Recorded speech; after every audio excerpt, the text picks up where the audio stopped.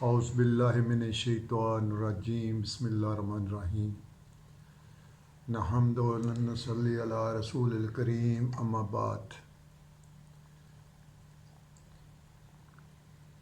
دیکھتی آنکھوں اور سنتے کانوں کو رائے ظفر جلال سلام عرض کرتا ہے۔ پیارے دوستو، عزیز و اقارب، آج ایک اسپیشل آٹو بائیوگرافی اپنی نانی اماں جو ولی اللہ ہوئی ہیں، جن کا مزار جلال پور جٹاں سیڑھیاں میں موجود ہے،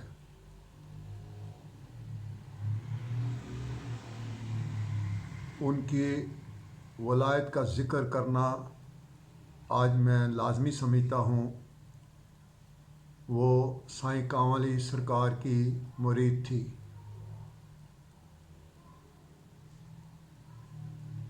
اور ساری زندگی انہوں نے جلال پور جٹاں ایک ولی اللہ بزرگ جی بابا کی خدمت میں گزار دی۔ نانی اماں کا تعلق ایک اعلیٰ خاندان سے تھا۔ ہمارے نانا جان، ہمارے والد رائے محمد اقبال جرال پونی بارہ کے جاگیر کے نمبردار تھے، بہت مشہور، اور 1947 میں جب مائیگریشن ہوئی تو سب لوگ اور نانی اماں بھی پاکستان میں آ گئی۔ نانی اماں کا اصل نام سردار بیگم ہے۔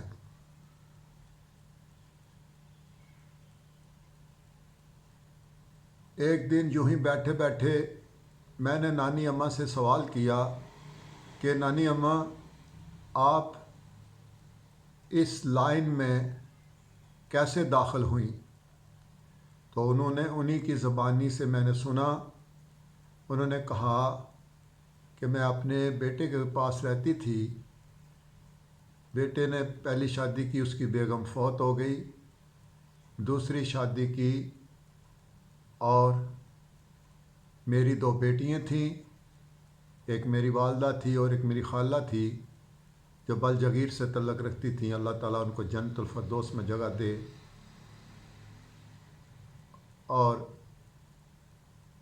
یہ نانی اماں کے بیٹے دوسری نانی اماں سے تھے۔ نانی اماں کی صرف دو بیٹیاں تھیں، اور یہ ہمارے ماموں بہت ہی پرہیزگار اور نمازی تھے، اور یہ بھی اعلیٰ مقام رکھتے تھے اپنی برادری کے اندر۔ تو انہوں نے ان سے جب میں نے سوال کیا تو انہوں نے مجھے جواب دیا کہ بیٹا، جب آپ کے ماموں نے دوسری شادی کی تو میرا قافیہ تنگ کر دیا گیا، اس لیے کہ مجھ پہ الزام لگائے جاتے تھے کہ یہ اپنی بیٹیوں کو گھر سے کھانے پینے کی چیزیں دیتی ہیں۔ جب میں بہت زیادہ پریشان ہو گئی تو میں نے گھر چھوڑ دیا اور میں نے سائیں کانوالی سرکار کے پاس آ گئی اور ان کی مرید بن گئی۔ انہوں نے اپنے خلیفہ حاجی بابا جی سیڑھیاں والے کے پاس حکم دیا کہ جاؤ سردار بیگم ان کے پاس چلی جاؤ۔ نانی اماں کو میں نے ساری زندگی دیکھا اپنی آنکھوں سے، کبھی انہوں نے بھیک نہیں مانگی تھی، اور ان کے پکائی ہنڈیاں ایک ایک ہفتہ چلتی تھی اور لوگ آتے تھے اور وہ کھا کے چلے جاتے تھے، اس میں پانی اور ڈال دیتی تھی، لیکن اس کا ٹیسٹ، اس کا ذائقہ کبھی ختم نہیں ہوا۔ انہوں نے کبھی بھی اپنے بیٹے کی شکایت نہیں کی، بلکہ وہ اپنے بیٹے کے لیے، ان کی اولاد کے لیے، اپنی بیٹیوں کے لیے، ان کی اولاد کے لیے دعا گو رہیں۔ وہ گلہ شکوہ نہیں کرتی تھی، بالکل ٹوٹلی انہوں نے گلہ شکوہ نہیں کیا۔ جو قصہ مختصر جو میں نے نانی اماں کو دیکھا اپنی زندگی میں، آخری وقت، آخری ایام جو تھے ان کے، وہ ہمارے گھر میں آتی تھی۔ ہمارا گھر شہر کے سینٹر میں تھا، 3 سٹوری ہندوؤں کا گھر تھا، وہ بہت بڑا۔ اس میں وہ چبرچیاں بنی ہوتی تھیں، تو آدھی رات کو وہ چبرچیوں میں جا کے نماز پڑھتی تھی اور اس قدر آہوزاری اور روتی تھیں کہ میں نے زندگی میں ایسے کبھی کسی کو روتے ہوئے نہیں دیکھا۔ اللہ کے حضور بہت روتی تھیں وہ، بہت زیادہ۔ ان کا بہت زیادہ پیار جو تھا وہ میری والدہ سے تھا، اور میری والدہ بھی ایک ولی کا مقام رکھتی تھی۔ میں نے اپنی والدہ کو بھی دیکھا، جو سخاوت میں ان جیسا کوئی نہیں۔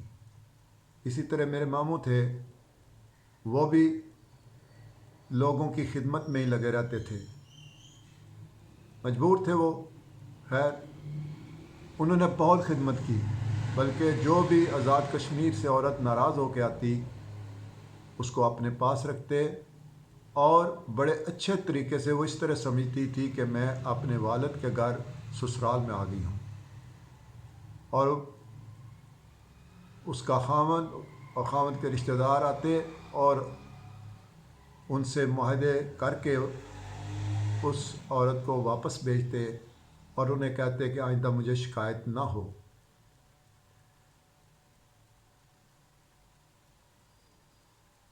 آخری ایام میں جو میں نے عرض کی کہ وہ عبادت اور رونا بہت زیادہ تھا ان کا، میں کبھی کبھی چلا جاتا تھا تو مجھے وہ چاندی کا کبھی 1 روپیہ دے دیتے تھی۔ اس وقت آج سے 60 سال 65 سال پہلے 1 روپیہ بہت ویلیو رکھتا تھا۔ خیر وہ میرے لیے بہت دعائیں کرتی تھی۔ ان کا جب آخری ٹائم آیا تو میری والدہ 27ویں رمضان تھی، میری والدہ کبھی دوسری منزل سے گراؤنڈ فلور پہ آتی تھیں بھاگتی ہوئی، کبھی اوپر جاتی تھیں۔ میں وضو کر رہا تھا نماز کے لیے، اور مغرب کا ٹائم ہوا چاہتا تھا۔ میں نے پوچھا امی جان کیا بات ہے، آپ آج اتنی پریشان کیوں ہیں؟ امی جان نے فرمایا بیٹا، وہ اپنی والدہ کو بو کہتے تھے، ہمارے ڈوگرا زبان میں ماں کو بو کہا جاتا ہے۔ آج میرا دل بڑا پریشان ہے، تو تم جاؤ بو کا پتہ کرو۔ میں نے کہا امی آپ فکر نہ کرو، میں روزہ کھول کے نماز پڑھ کے جاتا ہوں۔ خیر میں چلا گیا، وہ باہر سین میں چارپائی صاف ستھرے بیڈ پہ لیٹی ہوئی تھیں، اور میں نے جا کے ان کو سلام کیا۔ مجھے بہت زور دیا کہ میرے چھاتی سے لگو اور میرے ساتھ لیٹ جاؤ۔ مجھے کیا پتا تھا کہ آج ان کی آخری رات ہے۔ سامنے انہوں نے کلی کے ساتھ کپڑے لٹکائے ہوئے تھے صاف ستھرے کہ 27ویں رات پڑھنی ہے، چھت پہ چڑھ کے۔ میں نے کہا نہیں نانی اماں، آپ کے پاؤں میری چھاتی کے اوپر ہے، میں آپ کے پاس ہوں۔ تو کافی زور دیا لیکن میں سمجھ نہیں سکا۔ پھر انہوں نے کہا کہ تم اتنے پریشان کیوں ہوتے ہو، اللہ سب ٹھیک کرے گا، تم پریشان نہ ہوا کرو۔ اتنے میں تھوڑی دیر کے بعد، میں ذرا شارٹ کٹ کرنا چاہتا ہوں، وہ باہر چلی گئیں، 2 منٹ یا 3 منٹ لگے ہوں گے، پھر واپس آئیں، پھر لیٹ گئی، پھر میں نے آپ کے قدم اپنی چھاتی پہ رکھے اور مجھے وہ کہنے لگی تجھے پتہ ہے میں کدھر گئی تھی؟ میں نے کہا میں اب مذاق کر رہا ہوں۔ میں نے کہا نانی اماں آپ کدھر باہر ہی گئی تھیں؟ کہتی ہے تجھے نہیں پتہ، میں جو باہر گئی ہوں میں نے تمہارے لیے دعا کروائی ہے، بزرگ آئے ہوئے ہیں ان سے دعا کروائی ہے، اور انہوں نے کہا ہے مائی جی آپ فکر نہ کریں، اللہ سبحانہ تعالیٰ نے آپ کے نواسے کو بہت زیادہ عطا کرنا ہے۔ میں نے مذاق میں کہا نانی اماں میرے پاس پھوٹی کوڑی نہیں ہے، تو آپ باتیں بڑی کر رہے ہیں، وہ یہ سنا رہی ہیں، تو انہوں نے اپنی زبان میں، درویشی زبان میں ہلکی سی گالی دی، تو انہوں نے کہا دیکھنا ذرا تجھے نہیں پتہ۔ تو میں نے ہنستے ہوئے کہا نانی اماں اگر اللہ مجھے دے گا تو میں آپ کا مقبرہ بناؤں گا، جو ابھی تک نہیں بنایا میں نے، اور انشاءاللہ ان قریب میں یہ شروع کرنے والا ہوں۔ آپ اللہ تعالیٰ کرم کرے، اور انشاءاللہ میرا ارادہ ہے اگر میری زندگی ہوئی تو، کیونکہ اس دوران میں وہ زمین میرے کزن کو میری ماں نے، میری خالہ نے دی تھی، تو اس اللہ کے بندے نے اس کو اونے پونے داموں میں بیچ دیا، یعنی اسٹامپ پہ، وہ کاف کی جگہ ہے، بیچ تو نہیں سکتا لیکن اسٹامپ پہ اس نے بیچ دیا۔ اور میں نے بھی درخواست کی تھی اپنے ایک ماموں راجہ عبد الحسین کے، اللہ تعالیٰ ان کو جنت نصیب کرے، تو انہوں نے بھی یہ مشورہ دیا تھا کہ یہ زمین ظفر کو دے دو، اس سے پیسے میں دے دیتا ہوں، لیکن انہوں نے مجھے نہیں دی بھی ہے، مجھے بتایا تک بھی نہیں ہے۔ تو میرا تو یہی خیال تھا کہ اس کے 4 حصے تھے، تو میری والدہ نے جو اپنا حصہ تھا 1 کنال زمین کا، وہ نانی اماں کی کھڑکی، قبر کی کھڑکی جو تھی اس کے ساتھ لیا تھا، اور میرا یہ پروگرام تھا کہ میں اس میں ایک چھوٹی سی مسجد بناؤں یا درسگاہ بناؤں، اور تاکہ یہ صدقہ جاریہ ہو جائے۔ تو کوشش کروں گا جن کے پاس زمین ہے وہ مجھے تھوڑی سی زمین دے دیں، اللہ کی راہ میں، اللہ تعالیٰ ان کو ثواب دے گا۔ جو سنیں اس تک، جو رہتے ہیں جن کے پاس وہ جگہ ہے ان کو میرا میسج پہنچا دیں۔ خیر، رات ہوئی، وہ اوپر گئے، میں واپس آ گیا۔ جب میں واپس آیا تو صبح پتہ چلا کہ نانی اماں کی ڈیتھ ہو گئی ہے، رات کے ٹائم 27ویں رات پڑتے اپنے گھر کی چھت کے اوپر۔ خیر ہم روتے دھوتے ہوئے وہاں گئے، تو زندگی میں نے 2 شخص ایسے دیکھے ہیں کہ جن کے جسم مرنے کے بعد اکڑے نہیں، اور ان کے چہروں پہ چمک تھی، تر و تازگی تھی، یعنی مردے والی وہ چیز نہیں تھی۔ ایک تو میری نانی اماں تھی، اور ایک سائیں الف دین کی ڈیڈ باڈی آئی تھی، یہ میاں محمد صاحب کھڑی شریف وال میں، ان کا نام تھا سائیں الف دین۔ ان کے ساتھ 4 پائی کے ساتھ 4 بندے تھے، اور وہ قرآن پاک پڑھ رہے تھے، اور میں نے وہاں ان کا دیدار کیا دفنانے سے پہلے۔ چہرہ وہ مجھے آج تک نہیں بھولتا، یا نانی اماں کا نہیں بھولتا، بالکل ایسے کوئی یعنی آدمی جیسے سو رہا ہے، اور نور تھا چہرے پہ، اور بالوں میں وہ ماشاءاللہ چمک تھی ان کے۔ خیر ان کو دفنا دیا گیا۔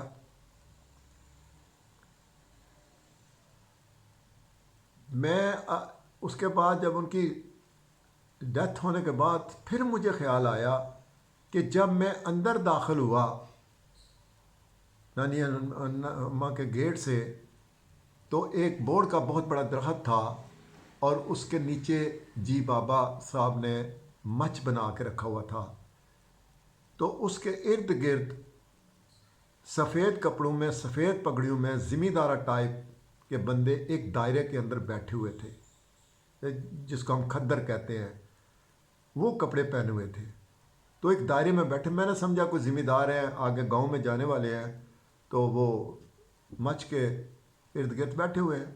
یہ تو میں نے اپنی آنکھوں سے دیکھا، لیکن پہلے جب میں اندر گیا مجھے نہیں سمجھ آئی، لیکن جب ان کی ڈیتھ ہوئی اس کے بعد اور انہوں نے جو مجھے کہا کہ میں ان کے پاس گئی تھی، وہ اللہ جانے کون سی اتنی بڑی عظیم ہستیاں تھیں جن کو میں نے بھی مس کیا اور میں سمجھ نہیں سکا۔ آج مجھے یاد آتا ہے کہ ان کو الوداع کہنے کے لیے کتنی بڑی ہستیاں آئی ہیں۔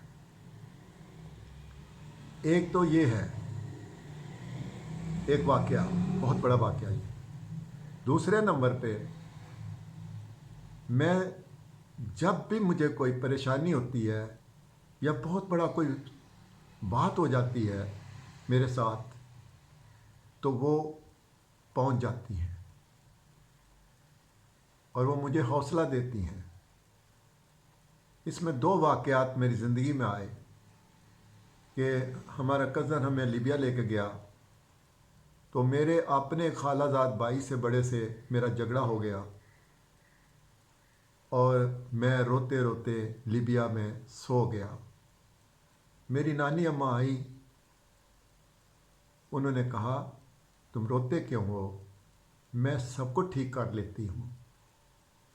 میرا کزن صبح ڈیوٹی پہ گیا، ایک پائی پہ چڑھا اور نیچے گرا، اس کی بازو ٹوٹ گئی۔ یہ حقیقت کا واقعہ ہے۔ اور ایک واقعہ اور آیا کہ مجھے کمپنی نے ٹرمینیٹ کر دیا، یعنی کہ اتنا بڑا مصائب میرے ساتھ ہوا کہ میں ایسے ہی سمجھتا تھا کہ میرا شپ سمندر میں جا رہا ہے اور آدھے سمندر میں جا کے وہ ڈوب گیا ہے، یعنی میرے پاس کچھ نہیں رہا۔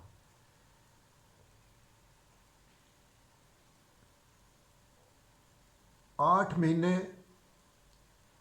میں ایک دوست کے گھر میں رہا۔ میرا کام تھا نمازیں پڑھنی، قرآن پڑھنا اور رونا۔ 8 مہینے میں عبادت میں نے گزارے اللہ کے حضور۔ میرے بنوئی مرزا شہباز خان کی اس کا ڈیتھ ہوئی تھی، تو ڈیتھ سرٹیفکیٹ میں ایک مسٹیک ہو گئی تھی بنانے میں۔ ان کی 20 جون کو ڈیتھ ہوئی تھی، تو میں نے اس کو 20/7 لکھ دیا، یعنی جولائی لکھ دیا۔ تو میں تھوڑا سا بگڑا ہوا تھا اپنی کمپنی میں، تو انہوں نے ایک ایکسکیوز لے کے، ڈسپلنری ایکشن لے کے مجھے نکال دیا۔ 8 مہینے کے بعد اسی دوران میں جی بابا آتے ہیں میرے کمرے میں اور اتنا کہتے ہیں، بس کبھی ادھر جاتے ہیں کبھی ادھر جاتے ہیں، بس چکر لگاتے ہیں میرے سامنے، اور بڑے ایسے اتنا کہا ہے کہ بیٹا بہت بڑا کام تو نے ڈال دیا ہے، اتنا بس انہوں نے کہا ہے۔ تو اس کے چند دن کے بعد کمپنی کے، اتنی بڑی کمپنی، یعنی جس طرح سعودیہ کی رامکو ہے اس کے مقابلے کی کمپنی تھی میری سیرتائل کمپنی، اور اس کے چیئرمین، اس کے ایڈمن مینیجر اور لا ڈپارٹمنٹ مینیجر کے وارنٹ گرفتاری نکل آئے۔ آپ بلیو کر سکتے ہو کہ اتنی بڑی کمپنی کا وہ ایک بادشاہ ہوتا ہے، کنگ ہوتا ہے۔ ہماری کمپنی کے جہاز اپنے، ایئرپورٹیں اپنی، بسیں اپنی، اور میں فارن پرچیزنگ میں کام کرتا تھا۔ اور وہ چیئرمین نے کہا کہ اس بندے کو ڈھونڈو یار، جیسے بھی ہے اس کو ڈھونڈ کے لاؤ۔ ہم اس کو ساری بھی بولتے ہیں اور اس کو نوکری بھی بحال کرتے ہیں۔ تو ہمیں وہ تنازل، عربی میں تنازل کہتے ہیں، انگلش میں NOC کہتے ہیں، نو آبجیکشن سرٹیفکیٹ جس کو کہتے ہیں، وہ ہمیں دیں۔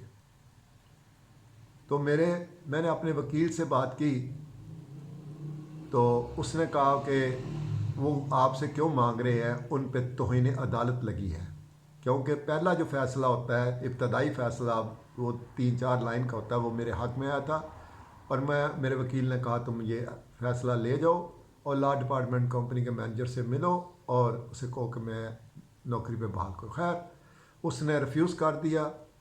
وکیل ہوتے ہیں وہ ابتدائی فیصلے کو کوئی اپنی طرف کھینچتا ہے، کوئی دوسرا وکیل اپنی طرف کھینچتا ہے۔ خیر اللہ کے فضل و کرم سے ان کے ورنٹ گرفتاری نکلے، اور میرا جو مینیجر تھا احمد مقدمی، اللہ تعالیٰ ان کو زندگی دے، صحت دے، بڑے نائس فیلو تھے وہ، اور میرے لیے بہت دعا گو تھے وہ، اللہ تعالیٰ ان کو زندگی دے۔ تو انہوں نے مجھے وکیل اپنے ایک عربی کو بلایا اور اس سے پوچھا کون سا وکیل اچھا ہے اجدابیہ کے اندر، وہاں میں خیر وہ مجھے لے گیا، اور اس 35 سال کی عمر کا وکیل تھا، فرج عبداللہ اس کا نام تھا، ایک بازو تھا اس کا، صرف ایک بازو نہیں تھا اس کا۔ تو 500 دینار اس کو دیے گئے۔ تو اس نے کہا کہ یہ مجھے یہ لا دو ایک فارن افیئر سے ٹیسٹڈ اسٹیمپ پیپر پہ کہ یہ مسٹیک یونین کونسل کی ہے، تو میں پھر کیس سٹارٹ کروں گا۔ خیر وہ آ گیا اور اس نے چلایا۔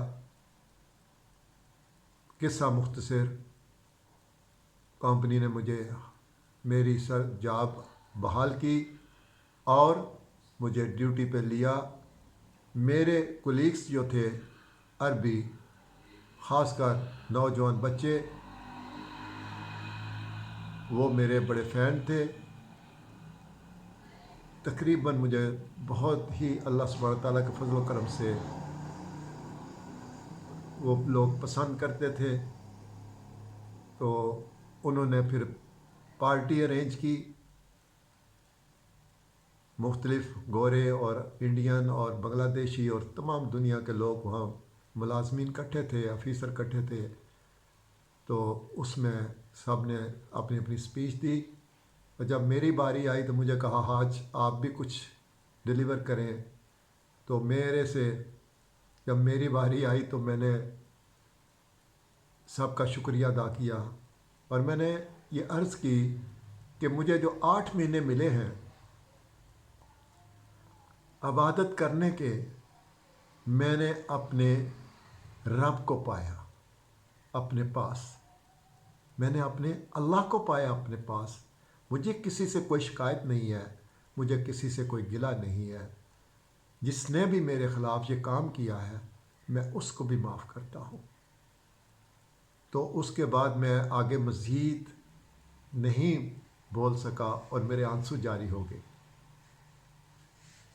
تو بعد میں کمپنی چیئرمین نے میرے مینیجر کو کال کر کے کہا کہ اس شخص نے ہمیں ڈی گریڈ کر دیا ہے، اور تم نے، تمہارے سٹاف نے اتنا بڑا پروٹوکول دے دیا ہے اور پارٹی کی ہے۔ تو اس نے، میرے مینیجر نے کہا سر یہ میں نے نہیں کیا، وہ بندہ ہی اتنا لوگوں کے دلوں میں ہے کہ انہوں نے خود سارے انتظامات کیے ہیں، اور انہوں نے اللہ کا شکر ادا کیا ہے کہ حاج ریسٹور ہو گیا ہے۔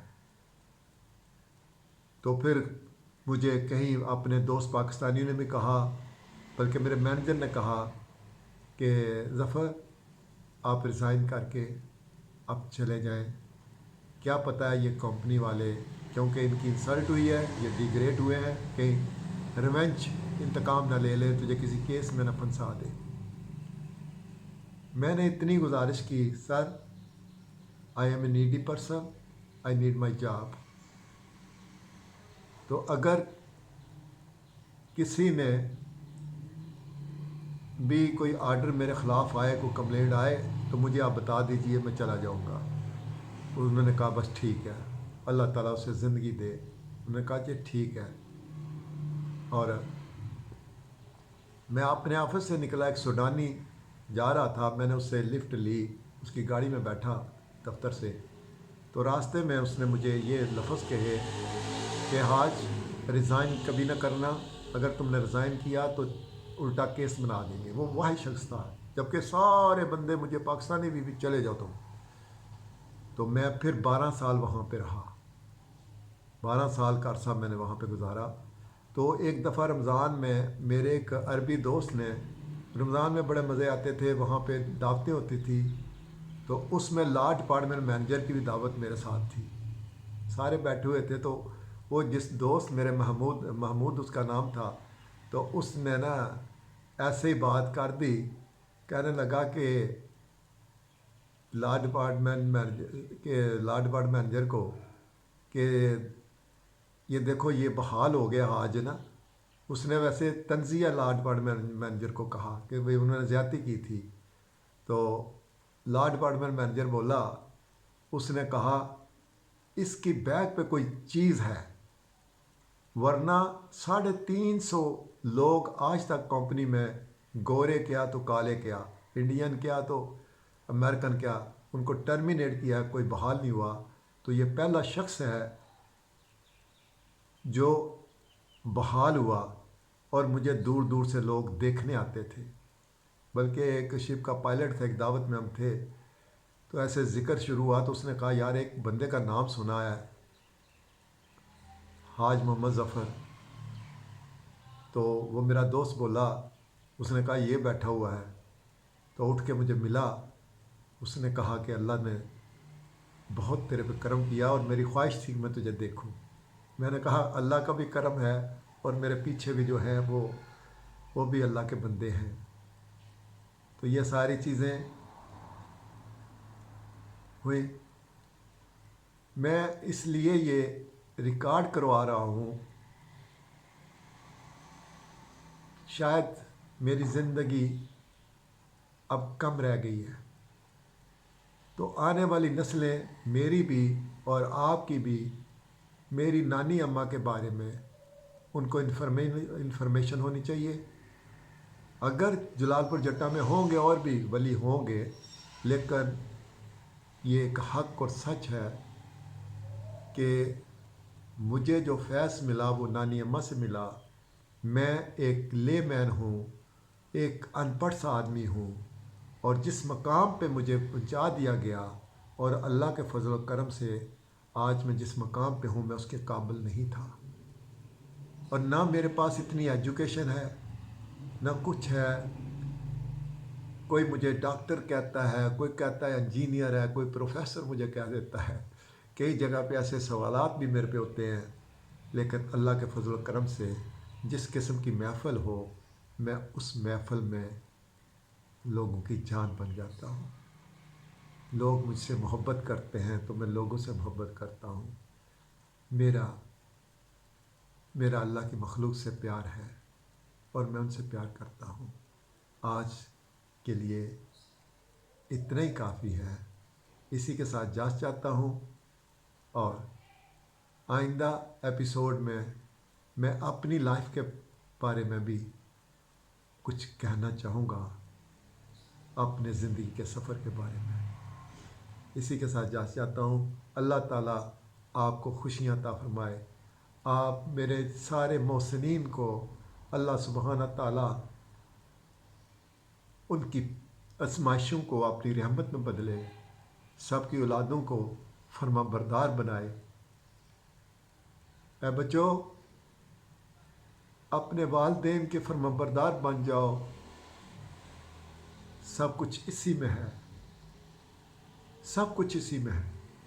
ان پہ اپنی دولت نچھاور کر دو، ان پہ اپنی قیمتی سے قیمتی چیز کو نچھاور کرنے سے کبھی بھی ہیسیٹیٹ نہ کرنا، کبھی بھی گریز نہ کرنا۔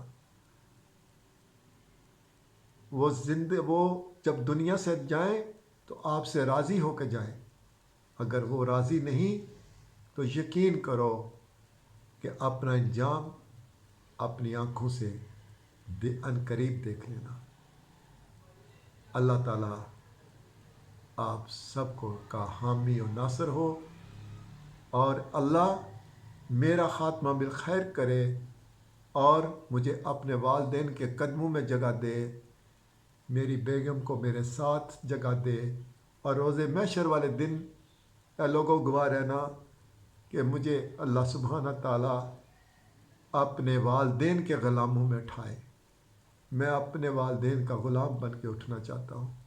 یہ میری ہر نماز میں یہ دعا ہوتی ہے اللہ سے، اور یہ میرے لیے دعا کرے۔ اسی کے ساتھ جا چاہتا ہوں۔